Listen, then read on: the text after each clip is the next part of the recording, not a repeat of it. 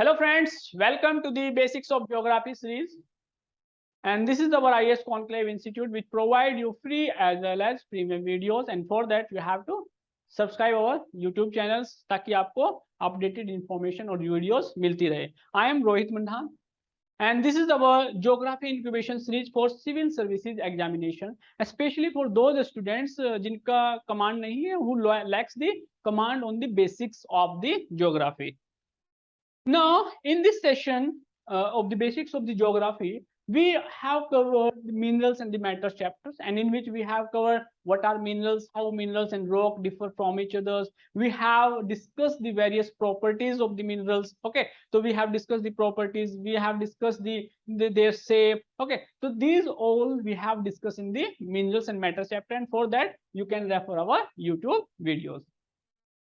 Now, in this session, we will cover magma and igneous rock. We will look at the what is magma, how and magma is different. So we will look at the different properties, various properties of the igneous rock.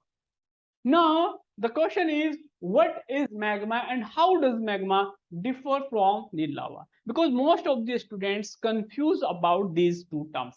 These two terms means magma and lava. Now we will understand and we will clear our ambiguous, है ना? तो हम यहाँ पे clear करेंगे अपना concept. तो if this is an earth layer, if this is earth layer, okay, if this is earth layer and there is a molten, this is molten rock.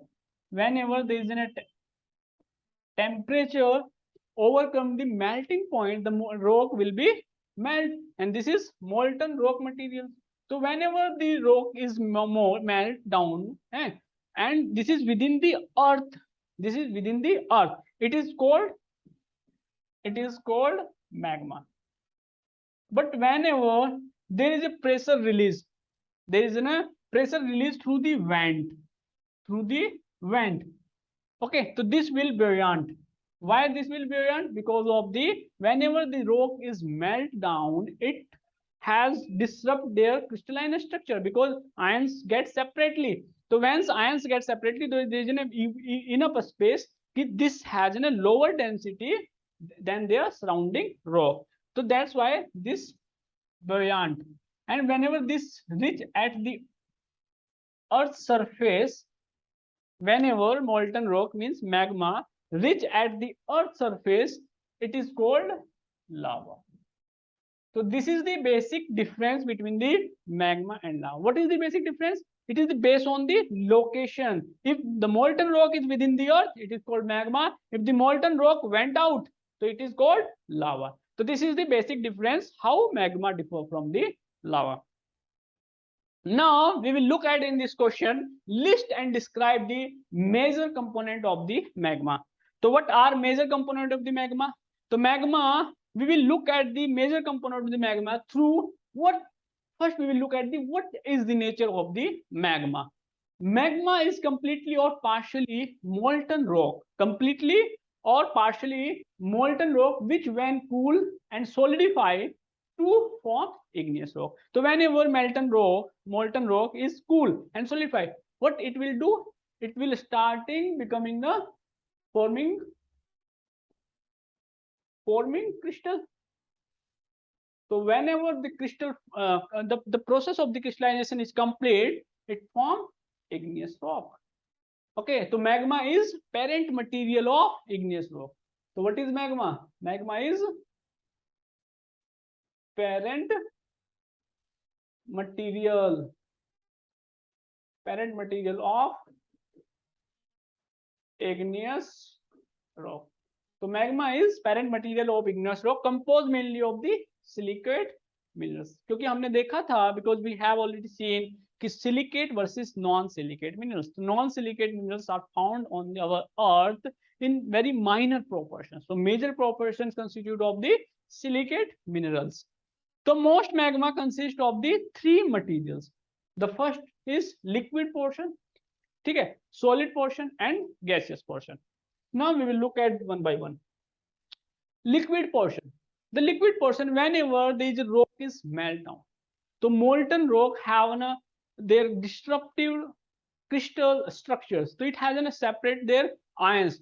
So what it compose? It compose mainly of mobile ions of the 8 most common element found on the earth crust. Okay, so like silicon and oxygen. So and this is solid portion. What solid portion constitute?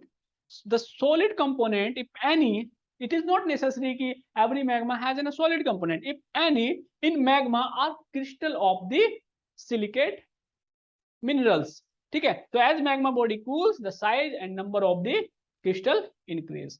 So during the last stage of the cooling, the magma body is like a crystalline mass. Mass means the soft, which has the ability to resemble the like resemble the bowls, मतलब किसी का भी shape को resemble कर सकते हैं, like oat mills resemble the shape of the bowl that contains only small amounts of melt. So this is the gaseous component. What constitute gaseous component? The gaseous component considered as volatile materials, and the major proportion is the water vapor, carbon dioxide, and sulfur dioxide. So these volatile materials confined within the earth, okay, by the pressure of the rock, earth rock. But whenever the pressure released, they went out and separate from the molten rock. So whenever they separate, they went in the atmosphere. Okay, so major proportion like sulfur dioxide and carbon dioxide. So as the gases build up, they may eventually and propel magma from the vent. So these in this session we have discussed the what is magma and how magma and lava differ from each other. Okay, we have discussed the nature of the magma and the major component of the magma like gaseous, liquid, and solid. So if you like our these videos and for more such premium videos, and please like and subscribe our YouTube channel. Thank you guys.